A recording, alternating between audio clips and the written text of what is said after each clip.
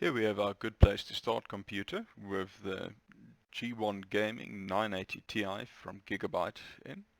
If we look at the user bench results, you see for gaming we get a UFO, which is basically saying if it's an excellent PC for gaming. The only thing they're complaining about, we've tested the one with the hybrid drive, not with the SSD, but other than that overall scores are excellent. If we scroll down, we can see here the CPU got in the 65th percentile, which again is above average, which is excellent.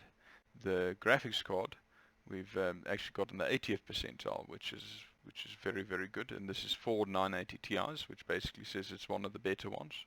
But as we know, there are some higher models. The solid state hybrid drive also fared fairly well, and the RAM fared excellently. Now if we move on to 3D Mark, we got a score of 14,360, which is an excellent score. As you can see here, with this kind of graphics card, we could see the physics score is the lowest part, which is CPU bound. So this is the point where you might start to really see some value by rather going for something like the 600-700K and even maybe overclocking it a bit. But we will do a few tests with that later on and demonstrate it as well. If we look at the online compared score, you can see it's better than 90% of computers, so this is really a serious gaming PC already as it is, and at the price we feel it's excellent value for money, and you really can do everything from serious 2K gaming into most games on 4K, which we'll demonstrate in the rest of this video.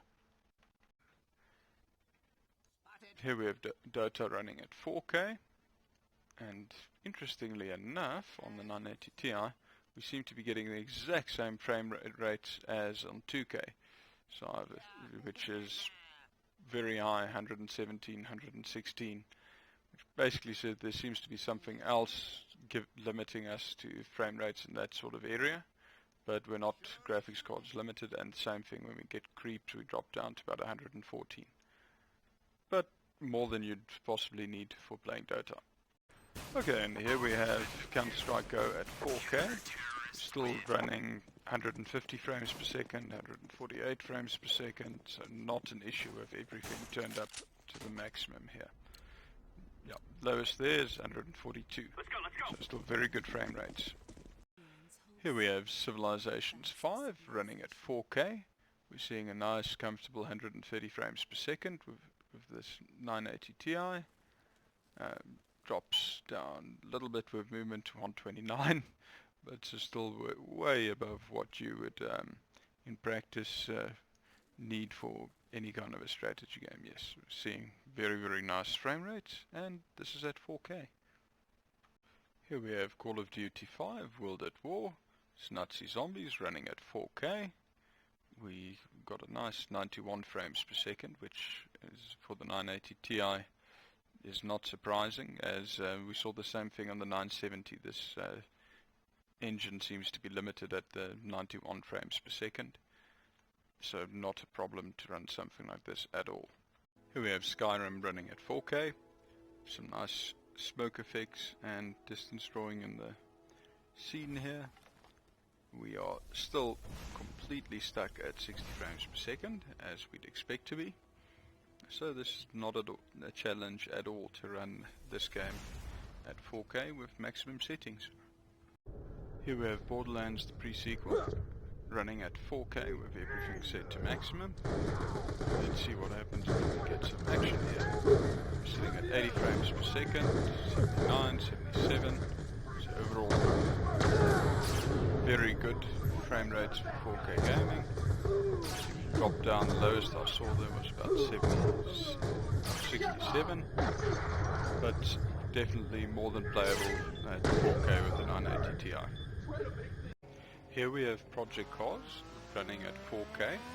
This is on our good place to start platform, the 980 Ti, remember. So what's very significant about this specific game, it's actually one of the only DirectX 12 games.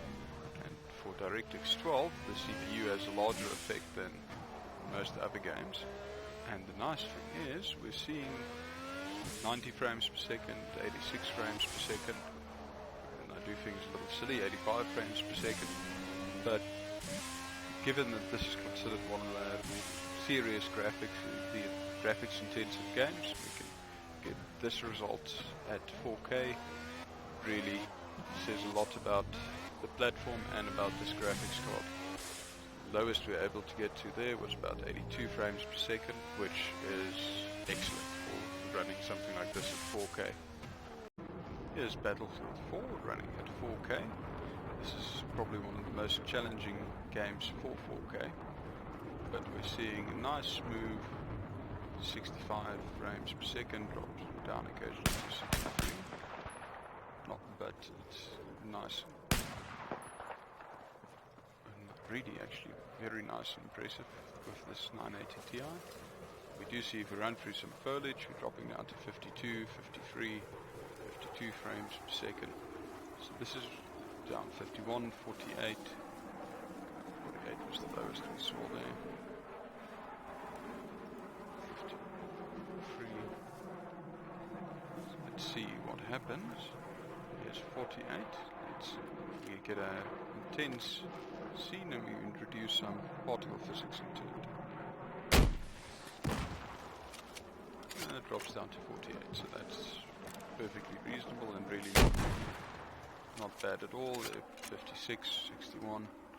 So it's playable at maximum on 4K.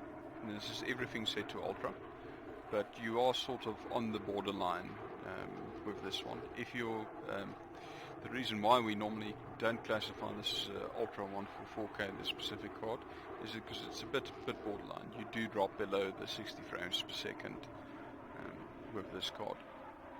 Here we have Fractured Space running at 4K. As you can see, it's incredibly smooth on this 980 Ti. It is really a dream to play with this card. We're sort of just at the edge though, so we're sitting at 60 frames per second here, 54 frames, 53 frames with the extra physics there. If we introduce a bit more, yeah, sort of staying high 50 frames per second, about 57. Effects in this game is excellent. With the explosions there, we drop down to 50 and immediately back up a bit again. But overall, not a problem with 4K, and this is with everything set to absolute maximum. Here we have the 980 Ti G1 Gaming running on TimeSpy, and we got a very respectable score of 5,499, and that gives us better than 69% of tests ran on here. To put this in perspective, from the 970 G1 we jumped up from a 3,738. That's a 47% increase, which is very nice. Just to give you an idea, this is ran on our good place to start with the 6700K platform. We also did a test running on a 6-core platform with the card overclocked a little bit, and this card was able to score 6,200 in that specific benchmark. But overall, the 980 Ti remains an excellent gaming card for high settings at 4K, and you can run everything maximum basically on 2K. Here we have Arc running at 4K on epic settings. Ooh, okay, we're getting attacked by something there. But this is not looking very good. As you can see, the gameplay is very blurry. And we only saw about 15 frames per second there. Let's try a little lower. Let's just get back in the game.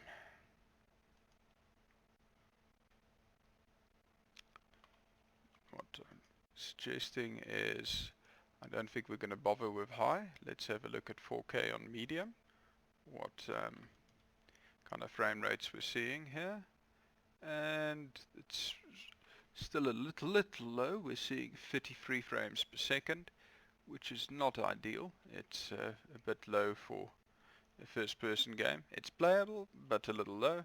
So unfortunately, it looks like this we're going to have to set at low for 4K, which is bit disappointing, but okay, then we're seeing 90 frames per second, so probably play somewhere between medium and low for a good frame rate. But this 980 Ti is a very powerful card and just demonstrates how much resources this game really requires, as it's only really this game and Ashes of the Singularity which we found to be a problem at 4K with this graphics card. With Ashes of the Singularity running at 4K on crazy settings on our 4960X platform with 32 gig RAM. So this is at the moment our highest end testing platform, because we're running it, actually it says 3.6 but we actually have it clocked at 4.4. What we see here in Ashes is we're very much GPU bound. The green dots is what the CPU and the system can deliver. The blue dots is what the actual graphics card and system combination have delivered. So again, this looks like an excellent place to test SLI. We've got 38 frames per second, where CPU bound we should have been able to get 78, so we can double our graphics card performance on the crazy presets and still be able to run it with the CPU. As we can see here from the GPU bound batches, this is most of the time, 98 to 99% of the time we were waiting on the GPU. Our average frame rates was only 38 frames per second, which isn't great, but as we see in normal batches, this is not too heavy fighting. It was average 43, and then it dropped down to 38, then to 34.